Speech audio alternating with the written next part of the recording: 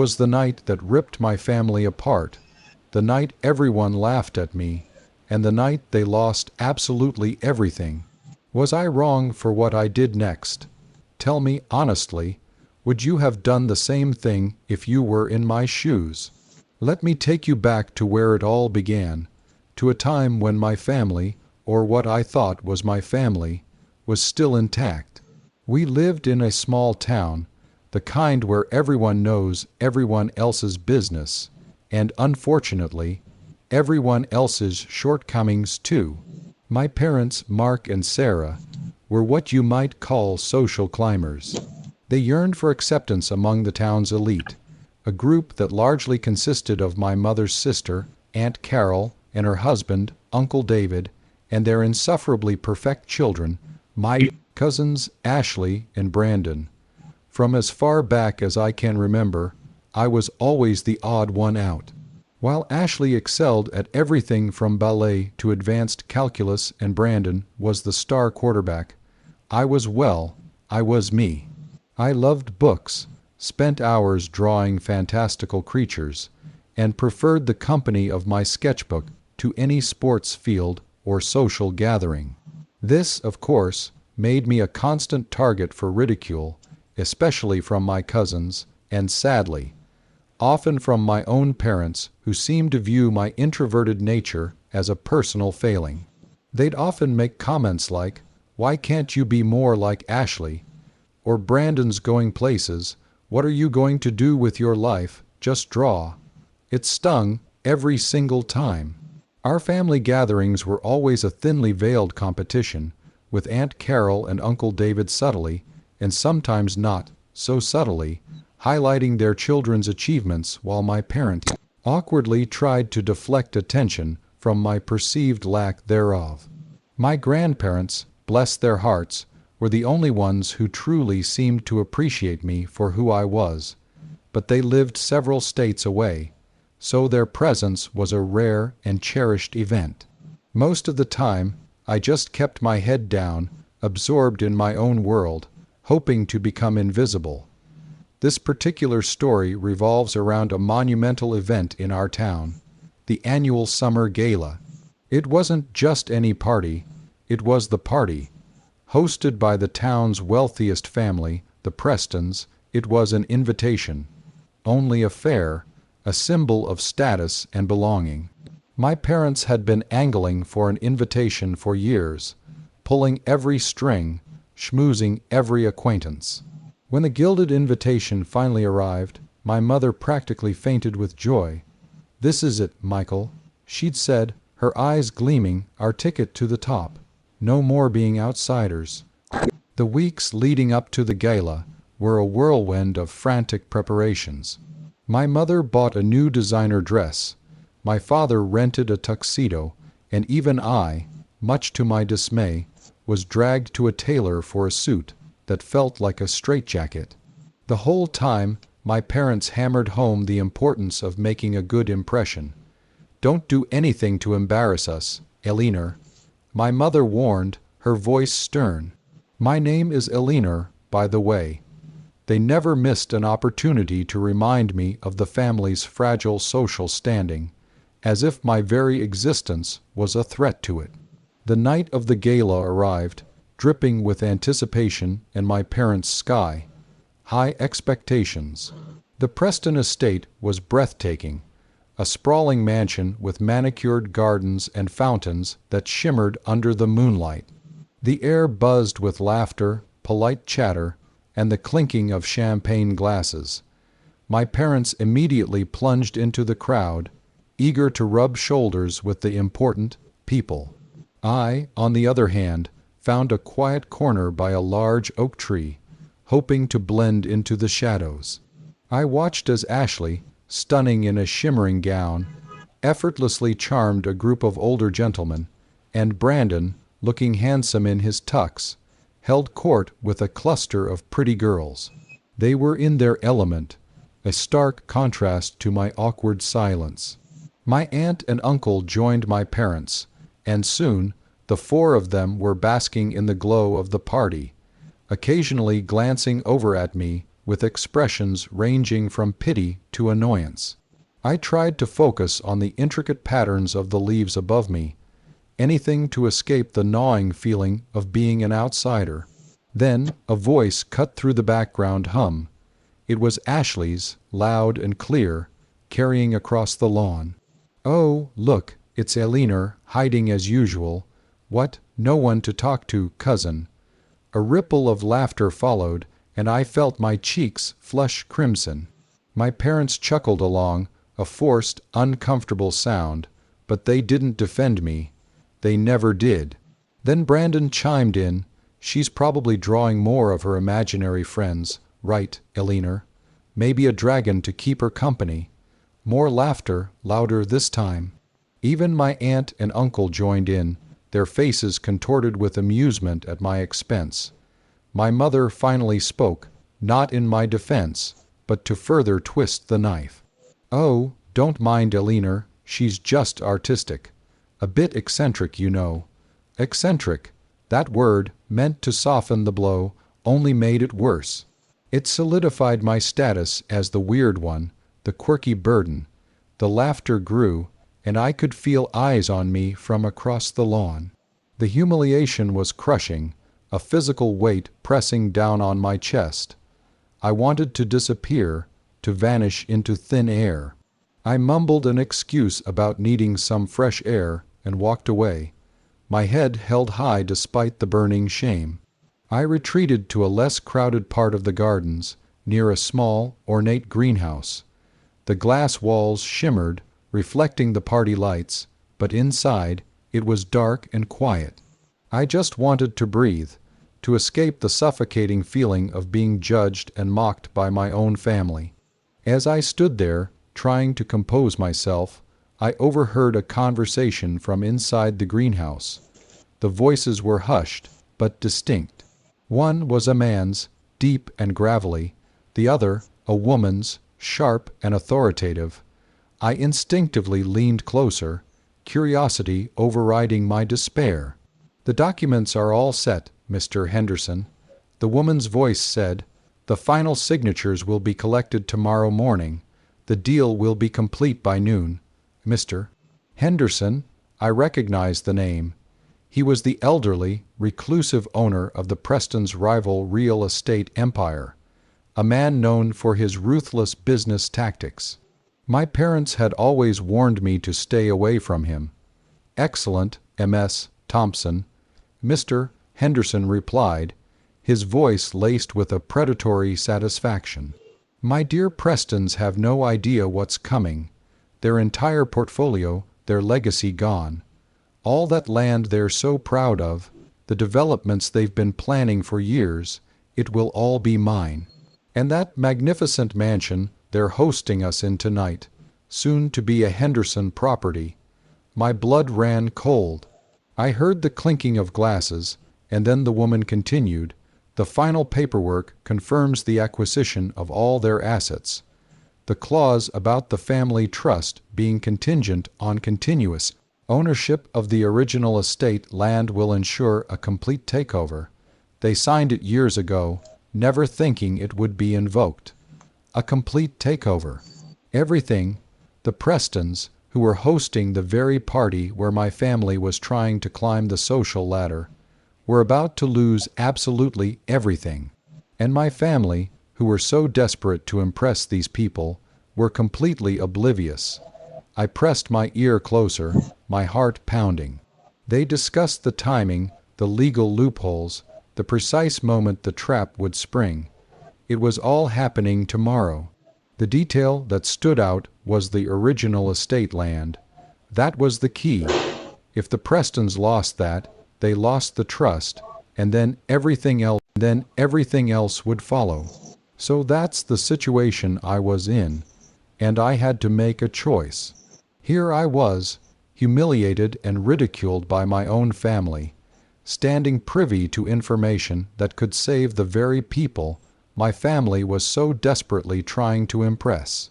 Before I tell you what happened next, I want you to pause and comment below what you would have done in my shoes. Would you have let it all unfold, or would you have intervened? I stood there, frozen, for what felt like an eternity.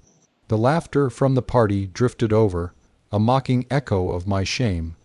My family's faces, contorted in amusement at my expense, flashed in my mind. They had never stood up for me, never truly supported me. They had always prioritized their social standing over my feelings. And now they were blissfully unaware that the very foundation of their aspirations was about to crumble. A cold, hard anger began to simmer within me. This wasn't just about the Prestons. It was about the unfairness of it all, the constant disregard for my worth. I thought about what my grandparents would say. They always taught me to do the right thing, no matter how difficult. But this wasn't just difficult. It was a chance for a kind of justice, a reckoning for my family's snobbery and cruelty. The Prestons weren't perfect. They were certainly part of the social hierarchy that marginalized me, but they hadn't directly harmed me. My family, however, had. The thought of them being dragged down, losing their chance at the top, because of their blind ambition and my inaction, was strangely appealing. But then, the image of their faces, not laughing, but truly devastated, flickered in my mind. They might be shallow, but they were still my parents. I took a deep breath. Revenge, no matter how sweet, wouldn't truly solve anything. It wouldn't change who I was, or how my family treated me. But what if I could use this knowledge, not for revenge, but for something else? A strange, mischievous idea began to form. I decided I wouldn't let the Prestons lose everything, but I wasn't going to make it easy for my family either. I walked back towards the main party area, a newfound resolve hardening my steps. I spotted my parents, Aunt Carol, and Uncle David still huddled together, now joined by a few other town dignitaries, all basking in the superficial glow of the gala.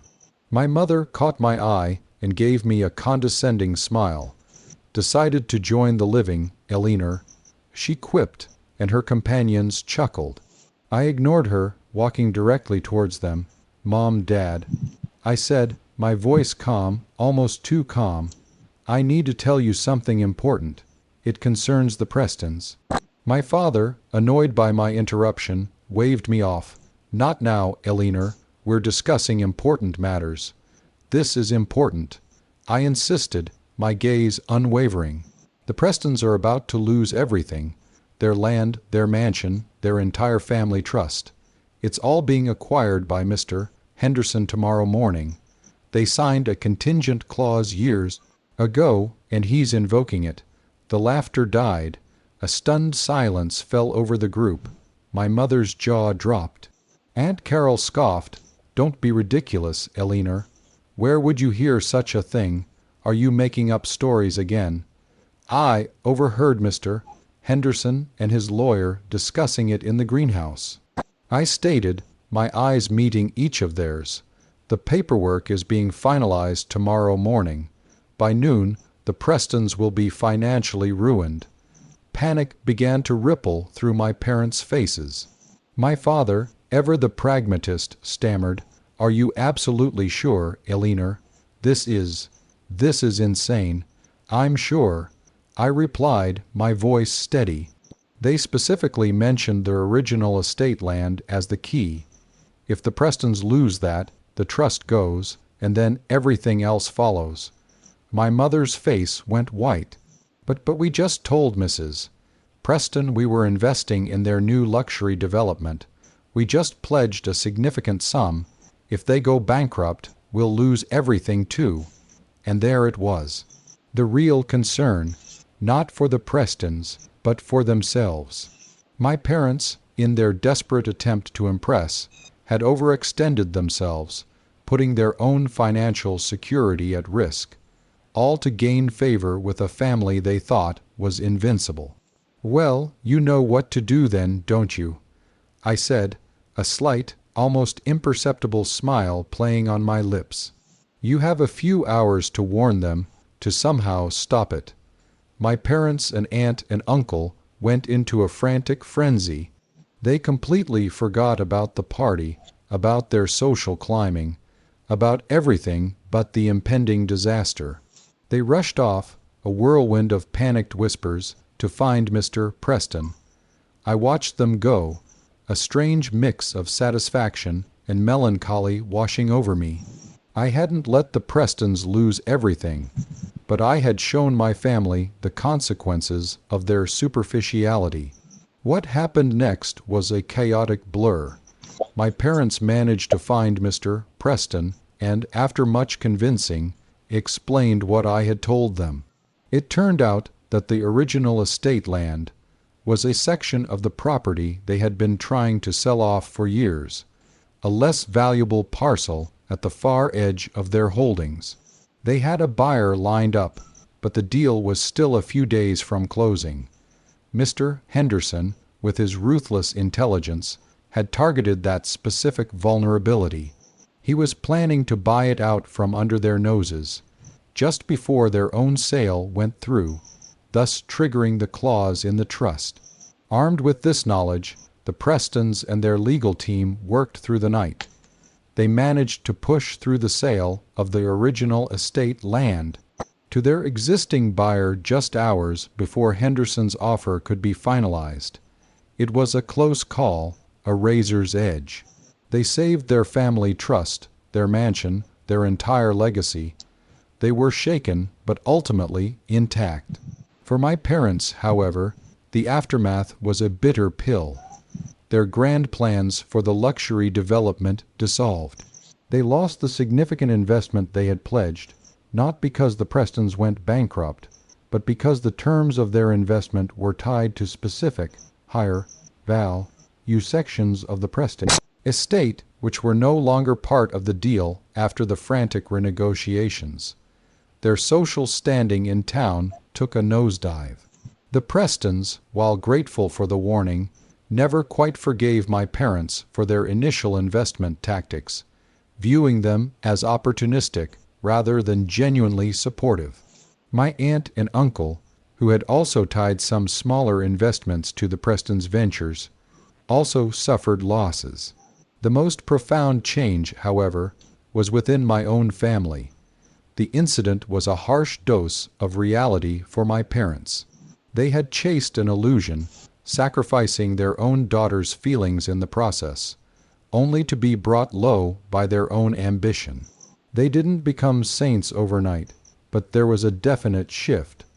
My mother stopped making snide remarks about my eccentricities.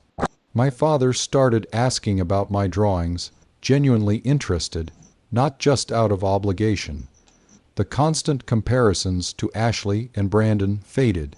They saw, in that moment of crisis, that my quiet observations and unusual insights had saved them from an even greater financial catastrophe. Aunt Carol and Uncle David, on the other hand, never quite recovered. Their pride was deeply wounded, and they largely cut off contact, unable to face the fact that the odd niece had inadvertently caused their downfall, even while saving their social idols. Ashley and Brandon, stripped of their parents' financial leverage, found themselves having to work harder, to rely on their own merits instead of inherited status. As for me, the night of the gala, the laughter, the humiliation, it still stings a little. But it also forged something new in me, a quiet confidence. I learned that my unique perspective, my ability to observe and understand, was a strength, not a weakness. I didn't get revenge, not in the way some might think. I simply allowed events to unfold based on information I had, and my family, in their attempt to salvage their own position, unwittingly saved the Prestons. They suffered their own consequences, a self-inflicted wound, and it forced them to look inward for the first time. So, that's my story. It was a night of humiliation, a night of revelation, and a night that changed everything. My family lost their illusion, their place on the social ladder they so desperately craved, but in doing so, they began to find something closer to reality, and maybe, just maybe, a path towards appreciating me for who I am. Like this video if you were on my side, if you think I did the right thing. Subscribe for more stories like this, where life takes unexpected turns and true colors are revealed. And please, share your final thoughts on this whole mess in the comments section. I'll see you all in the next story.